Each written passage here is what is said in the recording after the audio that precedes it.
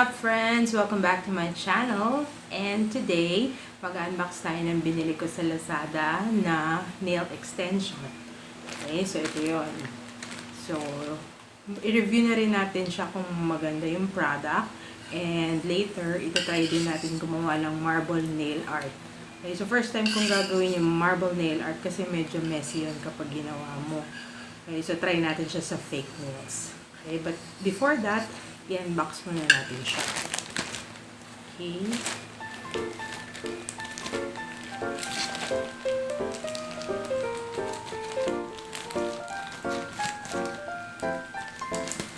Okay, yung itsura nito. By the way, ito hindi na ito galing China. Galing siya ng Binondo, Manila. Okay. Okay. Binondo Mall sa Manila. So, ito na siya, guys. So, let's see. Unbox natin siya. Oh, this time, meron siyang box sa loob. Ito walang box. Pero may box siya sa loob. Okay.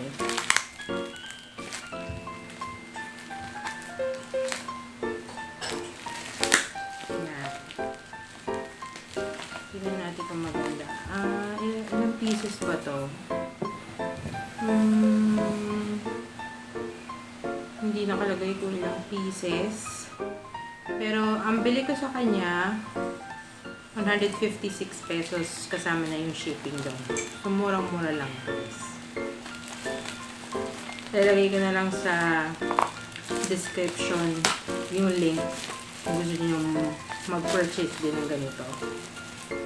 Ayan, mukha naman siya maganda. So, ang hirap tanggalin ng bubble wrap niya. May kasama na siyang glue, guys. Ayan. Okay. So, ito yung nail extension. Ayan. So, dyan tayo gagawa ng marble nail art natin later. Okay. Tapos, ito yung kasama niyang glue. Nakikita niyo ba? Nakikita niyo ba ang kasamang glue? Ay, makita. So, Omo Bond Nail Glue. Ayan, try natin din. First time ko din na gagamit ng fake nails. Okay, so, tignan natin. Alam ko 100 pieces to. So, marami tayong mga nail art na magagawa dito. Ayan. Okay, madami nga siya. Okay, so, ayan siya. Ang ganda, diba? O, kasama yung glue. Gagamitin natin later. Okay? So, try na natin, guys. Okay, so start na natin, guys. For the marble nail art, kailangan natin itong container na may water. Kasi water marble nail art nga pala ang tawag dito. And gagamit tayo ng 2 colors.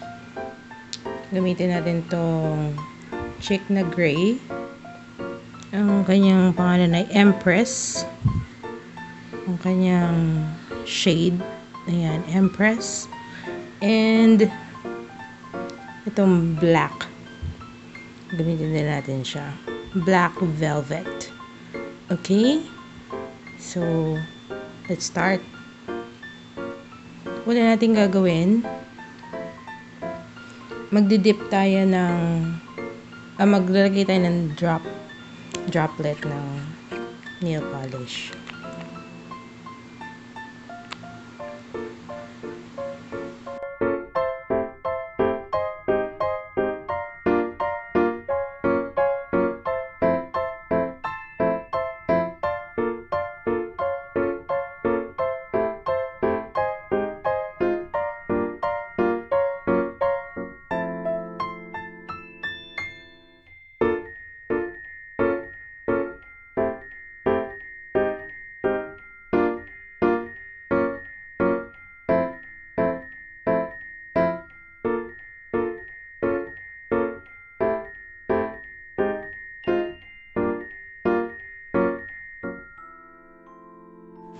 After that, magagawa na tayo ng design.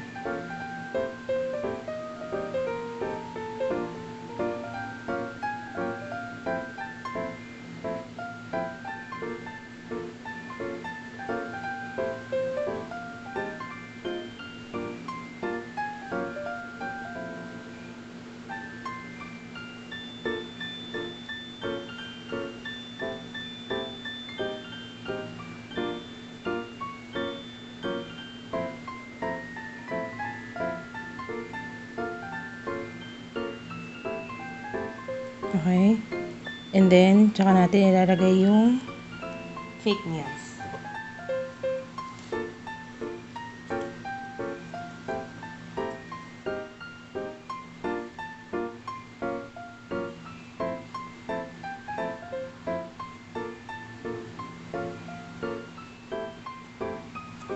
Gamitin natin tong side na to.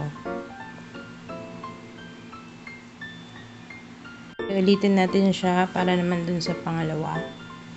So, same procedure lang. Pwede natin gamitin ulit yung water na nandito sa container.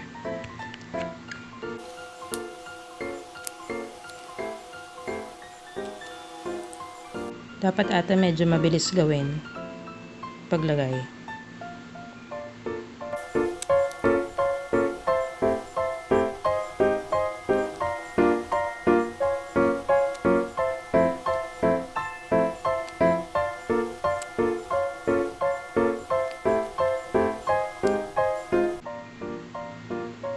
Okay. Gawa na natin siya ng design.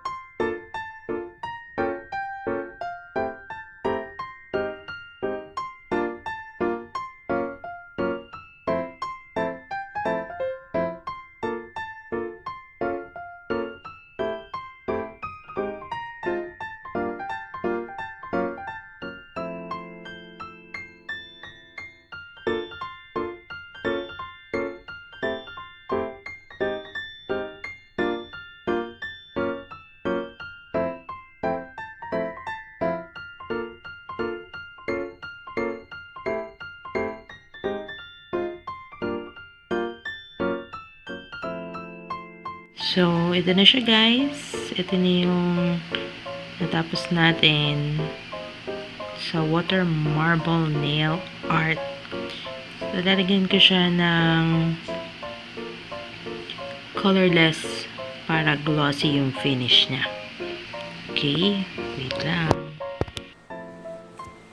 Okay, so that's it for today's video guys. So, ganun gumawa ng water marble nail art. So, kailangan nyo lang ng container kung saan nyo ilalagay yung tubig.